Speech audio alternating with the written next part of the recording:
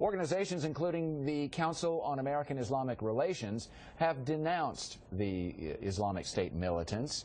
Earlier on News Talk, Zinayeb Chaudhry explained extremists are trying to hijack the Muslim religion to validate their extreme ideals.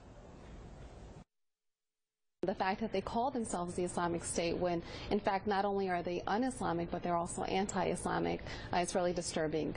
The fact that they on their banner that they have, they show the Islamic Declaration of Faith, which is a Shahada, and they have the Prophet's seal on their banner. They are clearly trying to legitimize their propaganda. They're trying that to the unlearned, to the people who don't know any better, that they are actually propagating the tenets of the faith when in reality they really aren't.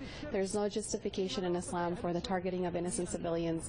Not only have the 2 Americans been killed, the 2 American journalists, which our hearts go out to their families, and we've extended condolences to both James Foley and to Stephen Sotloff's families, but also they've been targeting other Muslims, other Sunnis and Shias, and not only just the Christian minorities and the Yazidis, but also Sunnis and Shias in the region. So there's absolutely no justification for that in Islam. How much of a concern for young Muslims is this of really what they're hearing and what is truthful versus what they're putting out there? Oh, it's very much a concern. I mean, the fact that they're leveraging platforms like social media and the internet to show that they are legitimate and to show that they're trying to establish this quote-unquote caliphate.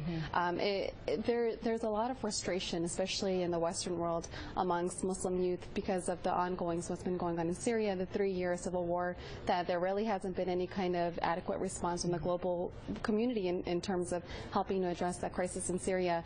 It's resulted in over 200,000 lives lost, and that's only the amount that we know of. I mean, I'm sure the numbers are much higher. And there have been over millions of refugees who have been displaced into neighboring countries. And so for the youth in the western part of the world, they feel frustrated, they feel angry, they feel helpless. So for them, the fact that ISIS is calling itself a caliphate and they're providing means for them to go out into Syria and Iraq and help, quote unquote, help the civilians on the ground, it's appealing to some of the youth.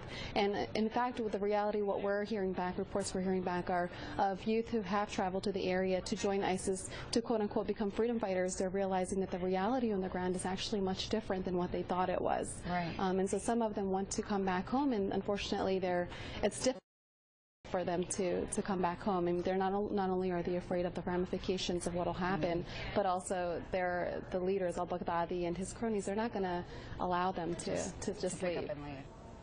It is an important interview, and you can see it in its entirety, as well as the rest of today's News Talk program.